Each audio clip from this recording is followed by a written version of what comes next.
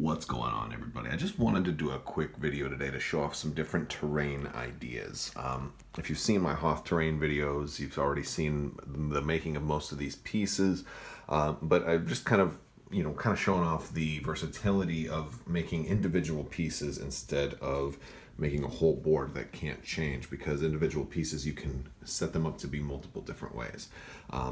One of the things I think that's important is to leave a lot of room between pieces. And the idea is you want, since we know we're getting larger vehicles now, you want those larger bases to be able to fit through. For example, this wall here, there's no way you can land a flat base on top of a spiky wall. So you want to make sure you leave enough space to facilitate gameplay. So in this kind of board that I've just set up here, I've got the back corner set up with this forest of bone, effectively, so infantry can go in there, vehicles can't, right? And infantry can kind of hide and shoot out from there, kind of like a forest in Rune Wars.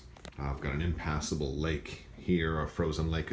In the like we can change the rules, and it could be a frozen lake where it is difficult to pass, or maybe even house rule it to where maybe you can slip on the ice, and then as you get your opponent gets to move you speed 1 or something like that.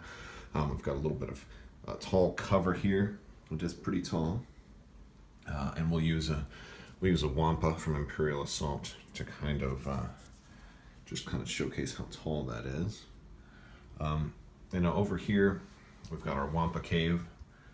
That's the front entrance where it kind of goes in a little bit, allows people to hide, but it has also got multi-layers, so if like Luke Skywalker wanted to jump up, he could jump up to here and then jump up to here as well.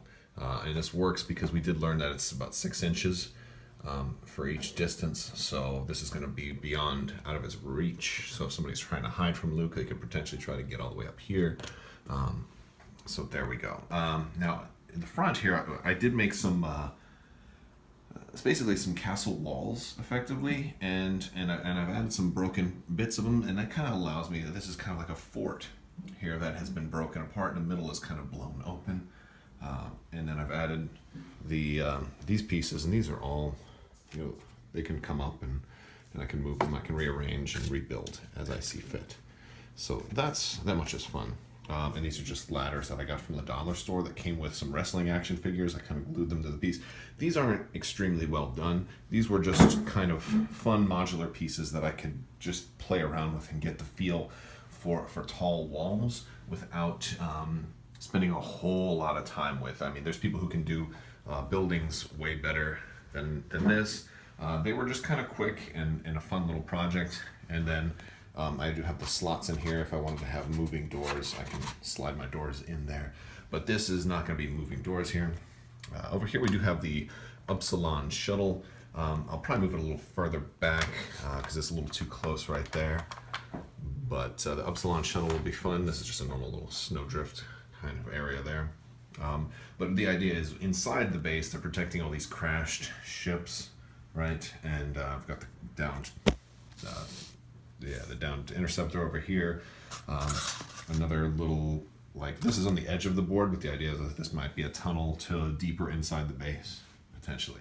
Over here we have the Falcon. Now this is not the original toy Falcon, but this is the Hasbro, I think the 1997 reprint. So still, it's the same sculpt as the original Falcon. So you still have an original Falcon, you can use it. And I think this is just the perfect scale. It's not a one-for-one perfect replica model, because this piece down here is a little lower than it would have actually been. I know in a real Falcon should have 4 legs instead of the 3. But overall, it feels really good. It looks really good for the size. And then we've got Han and a couple of Echo-based troopers underneath there, fighting off some snow troopers led by Vader, just kind of recreating that scene. This is a little bit busy of a board, though. I think if I was going to actually put the Falcon in a level, I'd probably remove a few other things. And one of the things I could do very easily is I could just remove Kylo Ren's shuttle, because that doesn't really fit on a Falcon with a round dish. But we can play around with it. But one of the things we could do is, if I wanted to add some more, because I do have a lot of these pieces, but I could just easily switch my ladder around over to here. And that's the great thing about a piece like this. It's the perfect height for these. And you know, and I could do it maybe this way as well. There, I might have to put another piece over there to get it to hold really well, but the idea. So if you've played Battlefront, you've known that a good fighting spot can be on top of the Falcon, so it might be kind of fun to have some guys up on top of here, and then you could fit a lot of guys because it's, for the most part, it's pretty flat, you know, and it would totally work. It's not the perfect scale, but I think it's a good enough scale to work, especially in your early kind of mock-up games, or if you're just kind of designing terrain. This would be a good stand-in piece if you wanted to do like a hangar bay. And there's so many models out there. I mean, especially when you get snow speeders, and maybe you don't want to field all of your snow speeders, you can use them as set pieces. Like you can say they're not, you know, they're powered down. And you can just build a hangar and fight inside the hangar, and the snow speeders are there. You know, and the same thing goes for the Empire. You can buy a whole army of chicken walkers and have them all lined up and fight inside an Imperial Bay. Oh my gosh! I mean, like it's just, the possibilities are endless. Yeah. So I just wanted to share that with you guys.